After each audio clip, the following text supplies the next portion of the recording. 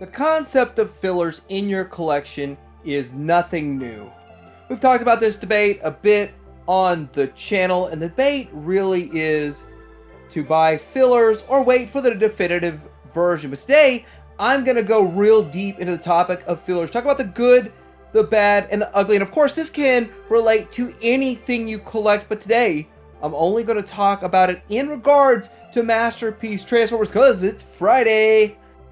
And we're going to talk about all of this coming up.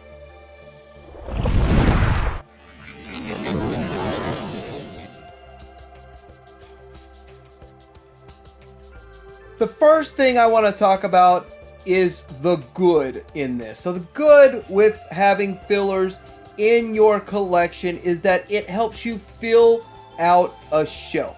It helps you have a placeholder. A couple of things about fillers.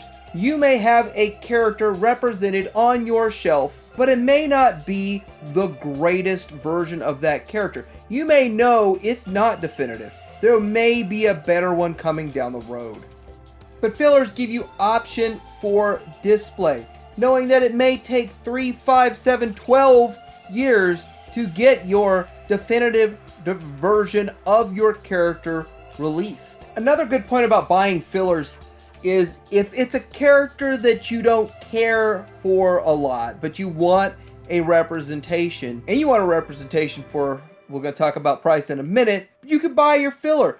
I know that a lot of people that collect Transformers don't really care about every single character, but do want them represented on their shelf. Therefore, it doesn't really matter to them if they have the absolute best of every character. There are some collectors, though, that have to swap out constantly, that have to have the best of the best. But for some, for like, say me, I have quite a few figures that probably aren't the best, but they're characters I don't really care about so much. I do hear this topic brought up all the time. We talk about sea sprays. There are a lot of people out there that, for whatever reason, don't care about good old sea spray. And they don't really care if they have the best representation of sea spray on their shelf, as long as they have one. They're fine. This is a classic character that people talk about.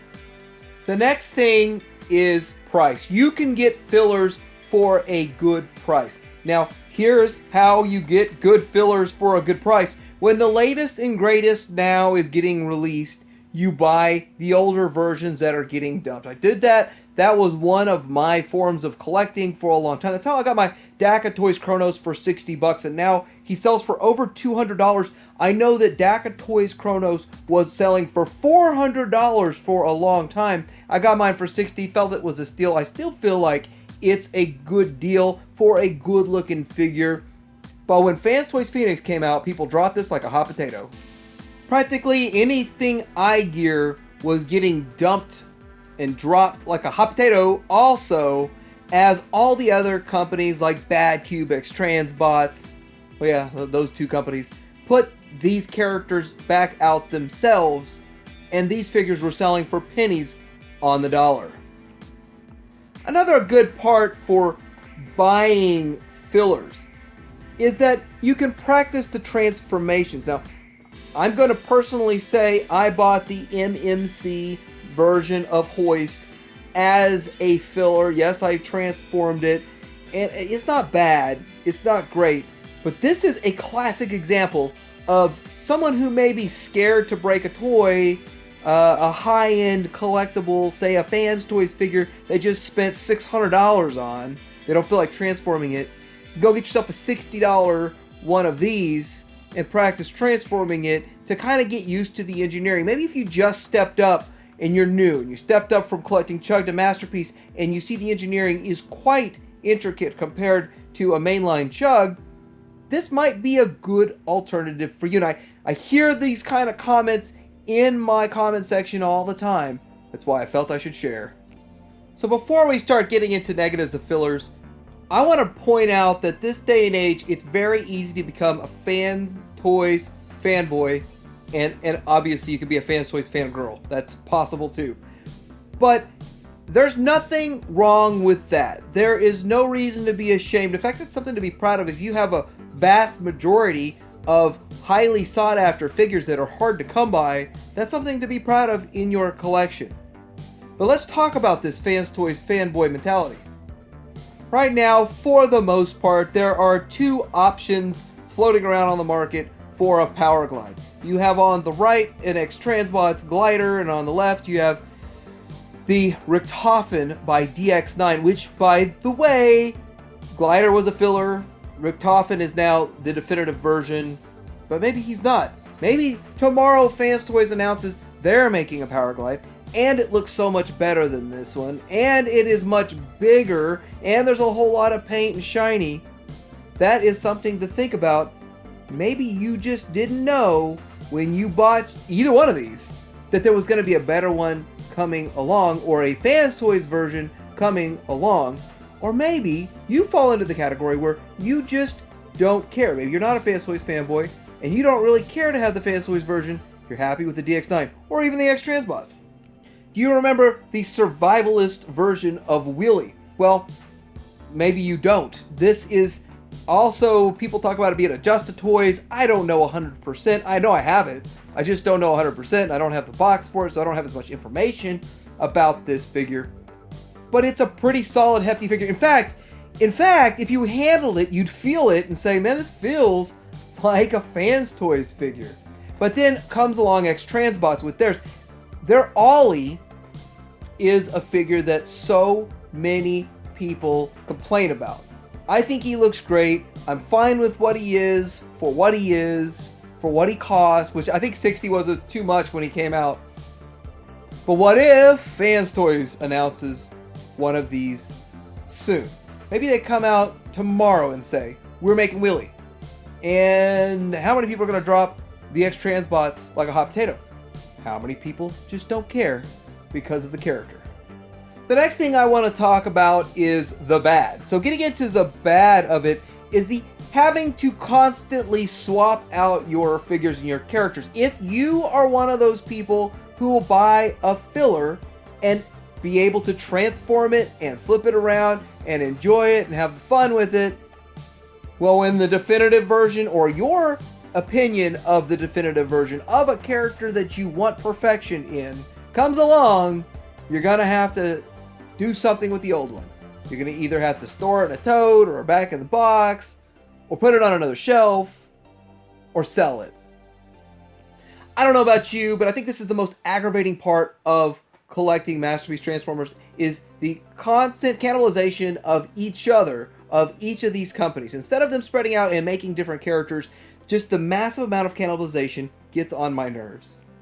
I know I'm probably starting to sound like a broken record on this point, but did you ask for 3 or 4 Masterpiece Minosaurs? Because I know I didn't.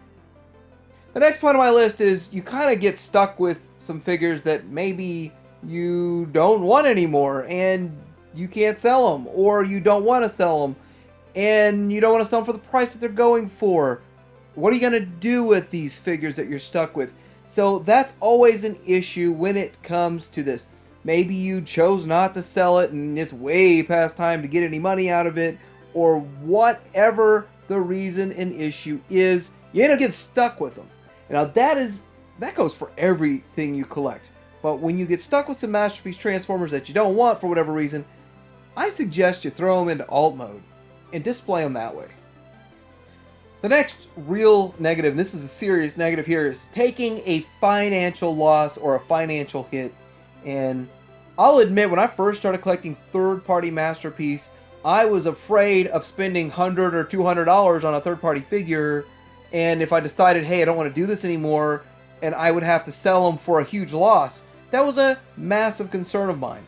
Well, it is still true depending on the figure. Some figures go for way more than you paid. It's just the way the market works. But it depends on how outdated, how old your figures are, and what new is in the pipeline that's coming along.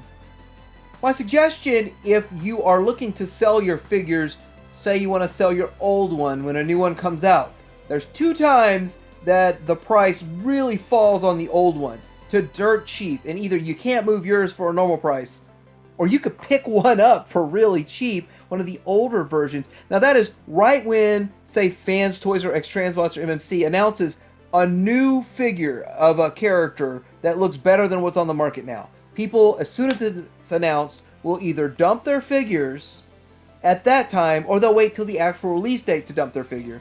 One of those 2 days. So those are the 2 times that they sell for super cheap. But then after time, even the old, less desirable figures, the prices slowly go up as less and less are on the market for sale.